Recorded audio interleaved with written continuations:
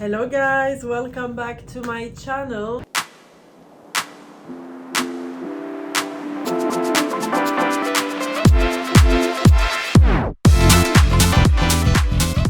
I know, I cut my hair. That's the first information. The second information is I moved out. I moved from Pearl to another area, which is way cheaper because the World Cup is coming and the prices are increasing. Third news is I lost my camera. Yeah.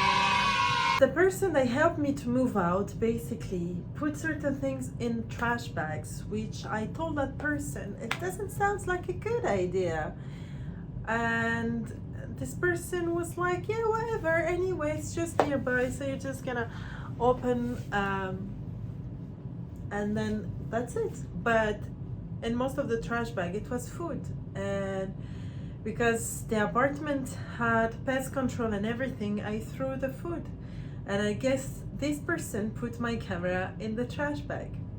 Yeah, amazing guys. Especially I was motivated to start this channel again without camera. So I'm filming with my iPhone Pro, iPhone 13. Thank God, thank you Apple for at least providing a nice camera. Anyway guys, the topic of today is how to move to Qatar if you want to move to Qatar and things you need to know about the country. First thing, probably you heard about it.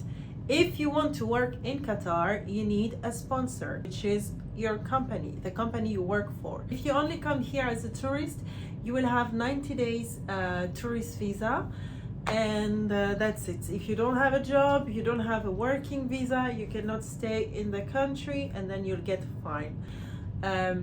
But under this topic, my advice guys, do not go for any company, because since the company is your sponsor, you have to trust this company and make sure that their intentions are right, that they are going to pay you on time, and so on. Regarding the visa, the company pay for it. So how does it work? Once you got your job offer, you sign the contract, the company will process the new visa. Simba again. Thank you. It might take times. It can take up to 1 to 3 months. It again, I'm only talking based on my experience, guys. I've been here only for 9 months. So if you have different experience, please leave a comment below so that it can help anyone who wants to move or think about moving to Qatar. Basically, so the company pays for everything. You don't have to worry about anything. You will have to provide different information, passport copies, your resume, your degrees, what else they have to do. Sometimes they can ask for a recommendation letter if you had from your previous experience.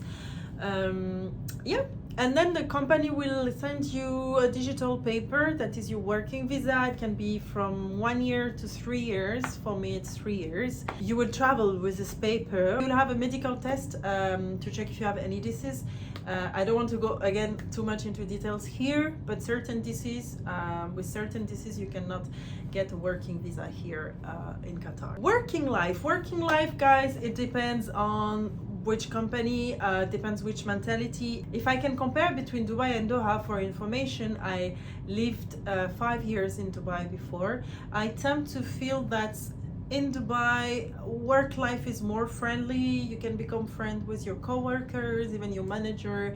You can go for after work drinks, coffee, restaurant, party on the weekend, and so on. When in Doha, you have to know it's like more family oriented. Your co-workers can be born here, so they have their own friends, own life. People are married, they have their children. It's less bachelor oriented, but again, it's from my experience, guys. Okay guys, I just want to add a few things. So first thing, it doesn't mean that you would get bored with a work life. Personally, I became friends with some of my coworkers, and it's not because they are married or they were born here that they will not be friends with you. Like, I just realized that the way I explain it is not really what I wanted to say. So basically what I meant is like it's more family oriented, so you'll tend to have if you are looking for like party bachelor style, you will not find it easily within your working life. Activities, what I love about Qatar, it's very sporty, park green oriented. I'm not a sport like, okay, obviously I know I'm not like super sporty person. This is what I love about Qatar, is that there are so many activities to do, and they're sport oriented, and there are a lot of green park like Bida Park, Mia Park, water activities, so many things to do. Definitely you won't get bored there. If you love sport, you can play tennis, you can play so many things. Other activities you can do, there are museums, there are malls, and there are so many like spa and hammam. If you want to relax, you can go to Sea Line Qatar.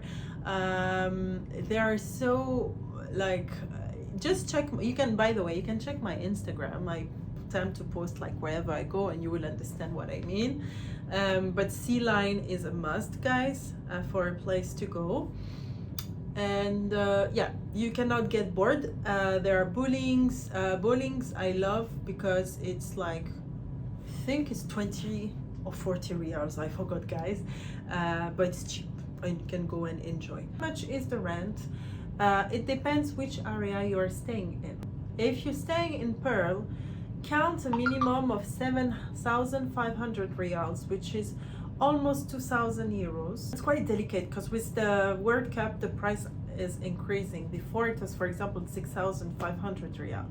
Pearl is like an amazing place with a beach, with the croisette, like the sea view, restaurants. It's the best place, according to me, to live in Doha. But it's expensive. If you have a smaller budget, you can go for Lusail. However, with the World Cup again, Lusail price had increased a lot. But Lusail, on average, you can have, for Lusail you can have a studio for 5,000 riyal. If you have a lower budget, you can go in areas like Old Airport, and it's around 4,000.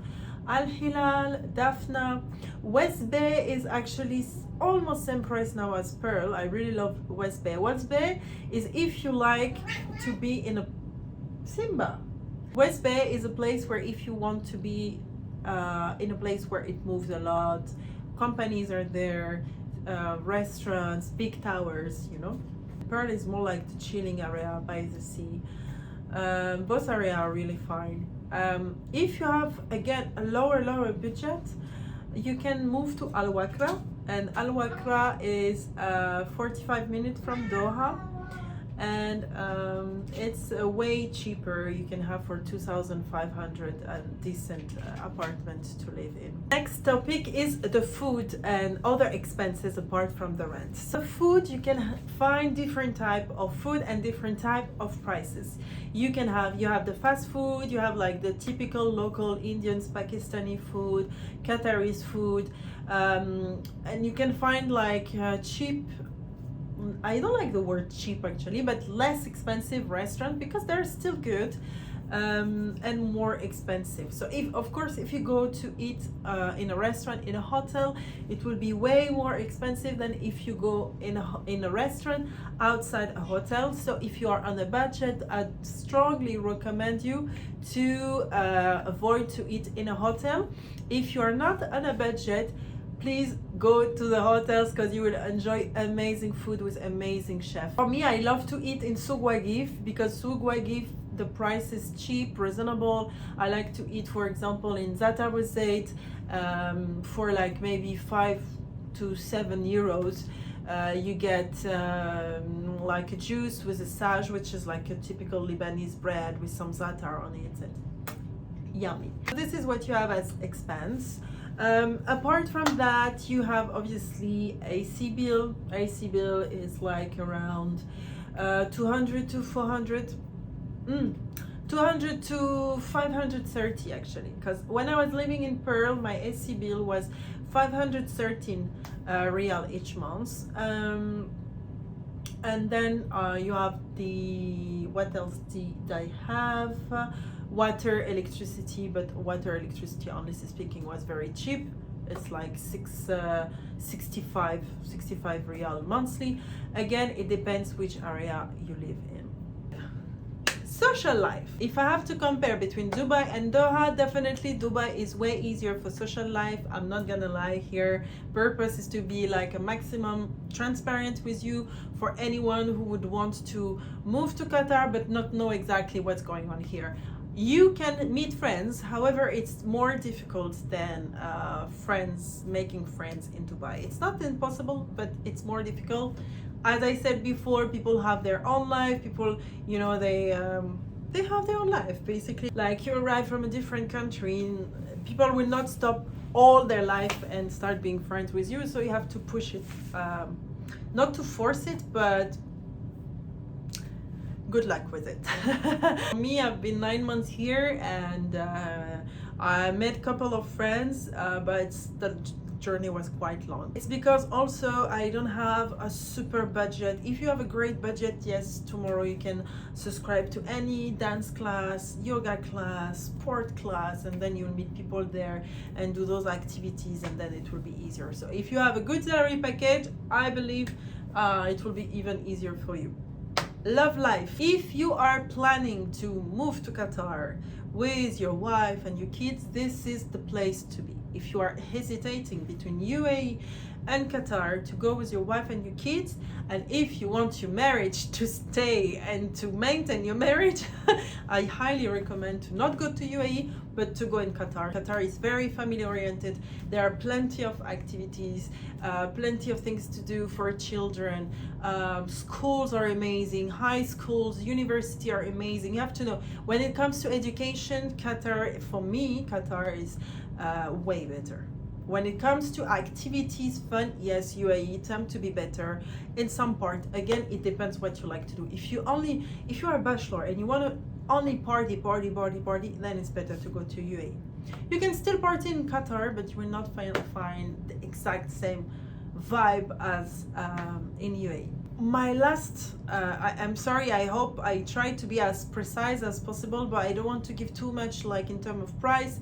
You can follow me on Instagram, Habiba Jones, or you can follow me also on TikTok for like funny content. Funny and actually reviews content also.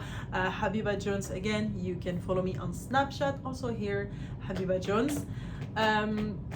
I hope guys that this video was helpful. Again, it was based on my own experience. I will try to do more videos like this, and maybe do like FAQ, and you know, any questions you must have, you can ask me.